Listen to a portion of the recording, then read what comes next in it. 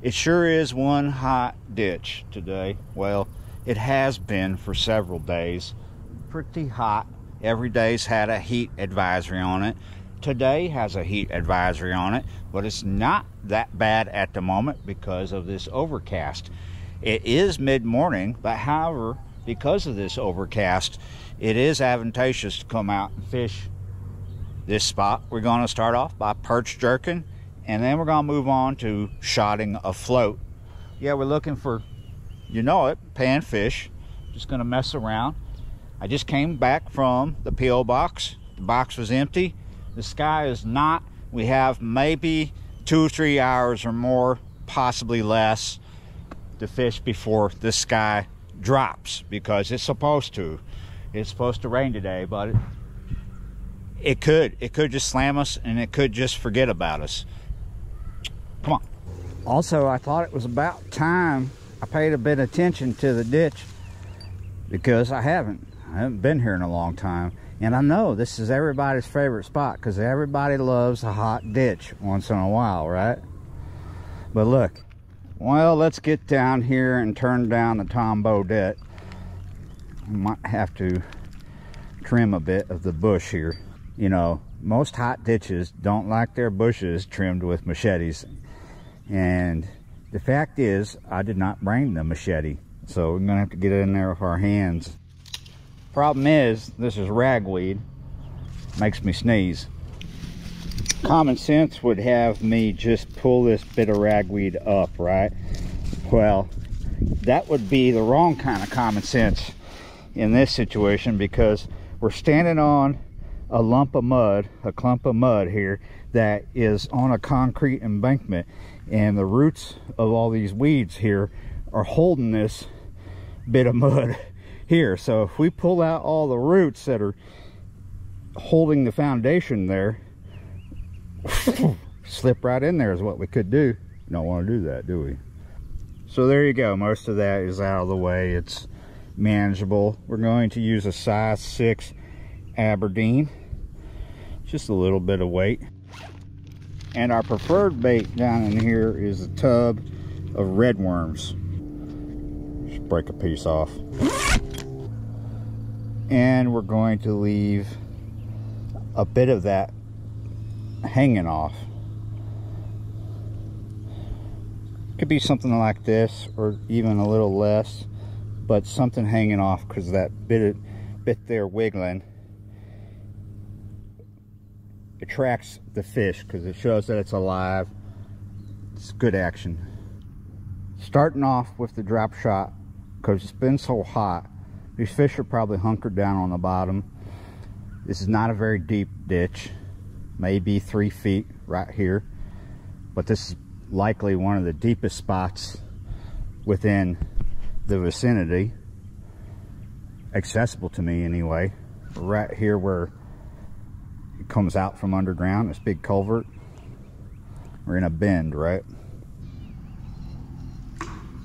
All right, let's see if anything perhaps is up in there. It's even shallower going up in there. Maybe 1.5 feet, but because it's dark up in there and further back in there as well, it can hold a much better water temperature. Might be cooler up in there. Some fish are going to prefer that. They may very well be up in there. However, remember I said this is mid-morning, so we're well past prime time. Some fish are feeding still, but maybe the bulk of them aren't so much. However, because it's been an overcast morning, there's probably still some fish feeding, and worms is a good bait to choose around this time to get a bite from panfish anyway.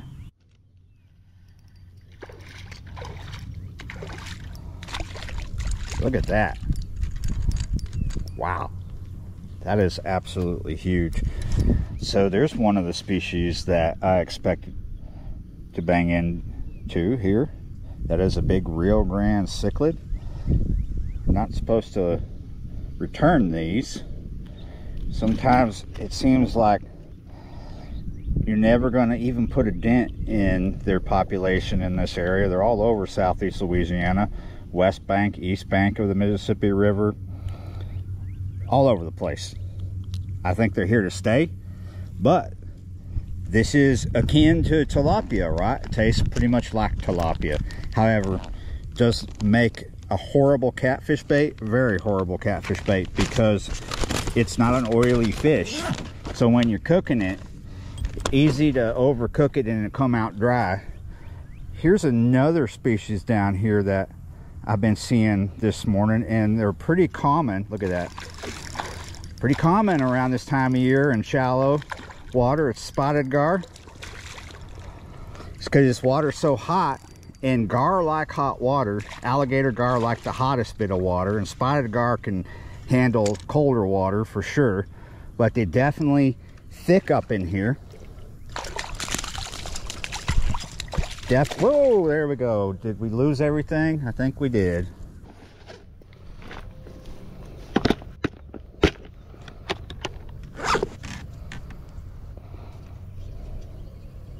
There's the float. Here's the hook already tied on. Size 6 Aberdeen. All right, so remember I said we're going to shot a float. This float has no lead on it, so to make it stand straight up, we need to shot it. We don't want the shot to ever ride down to the hook. That can cause presentation issues. So we need to figure out how high up we want the lead or how close we want the lead. So we're going to come up here and we're just going to do a regular knot there. Size is 3, right? They're not big. You don't want to start off with the biggest split shot. The biggest split shot might be too big. We have big split shot in this box, but we definitely need to start off with the little bitty split. So we're going to start off with 1. We might need more than 1. This is the kind that you can put on and take off quite easily. And we're going to give ourselves a little bit of lead poisoning this morning, and see that knot is going to stop it from coming down.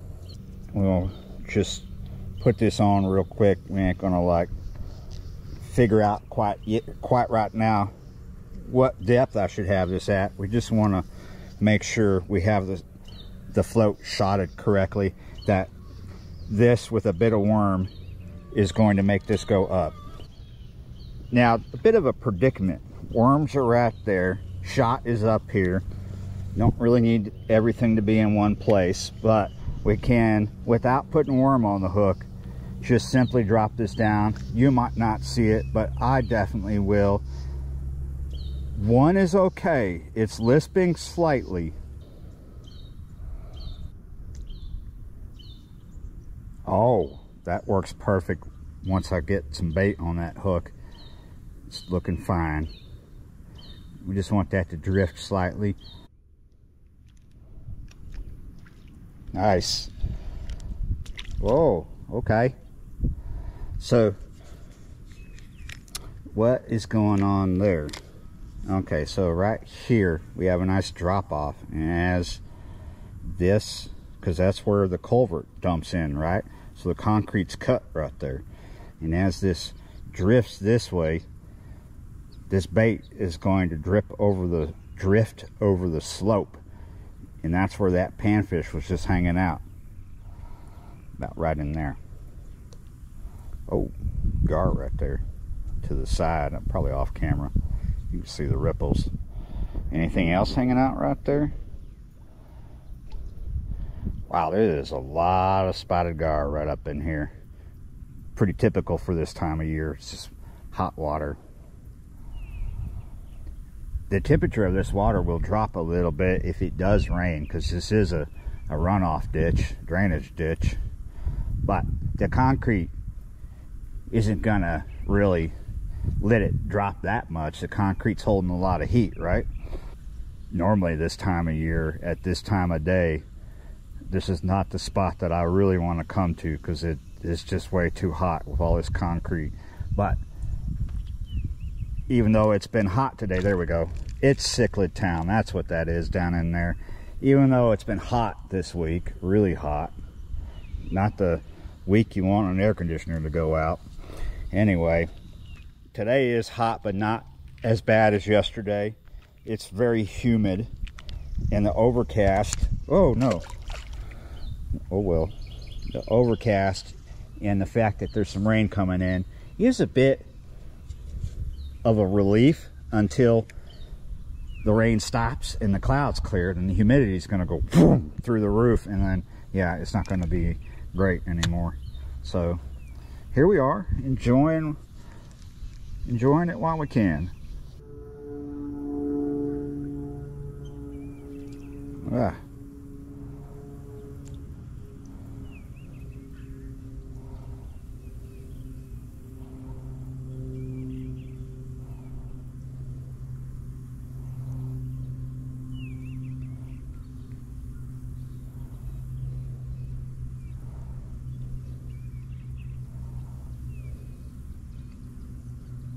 Bite, bite, bite, bite, yes. Oh, finally we're out of Cichlid Town, or it's Did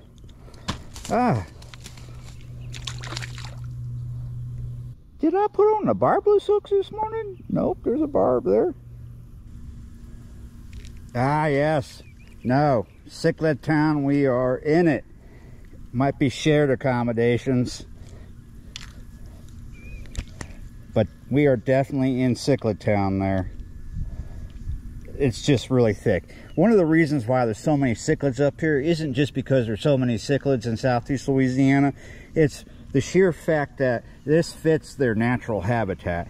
Where they can be found in South Texas and northern Mexico, it's rocky. They relate to rocky situations, and this is the best they get down here, because rocks don't naturally occur in this part of Louisiana. Whoa, hello. Sometimes I crave traveling to a spot where rocks naturally occur. Whoa, whoa, whoa, look at there. Don't fall off that time, this time, or next time. Yeah, look at that cichlid. Much darker color.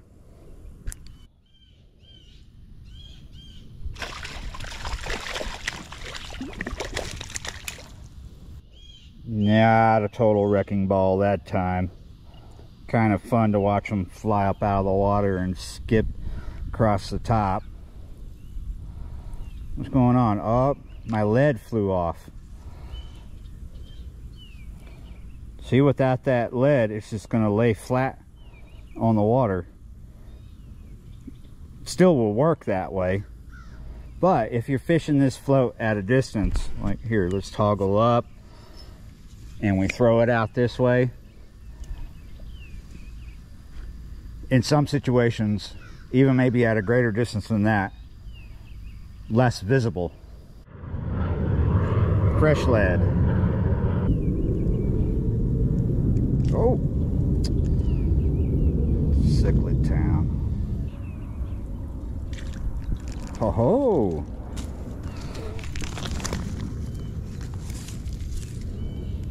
Not all cichlids living in Cichlid Town these days.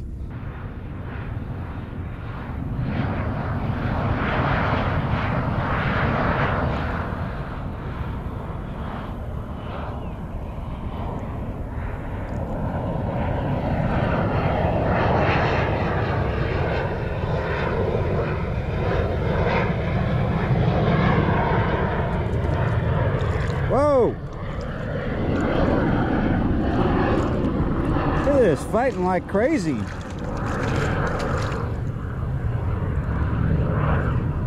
Look at the size of this cichlid.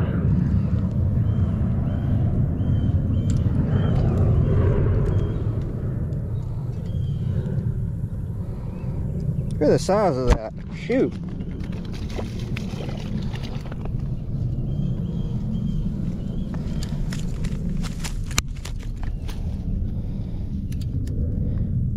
When he hit, I couldn't tell if something came up chasing him, and then I realized he was just big enough to move that much water.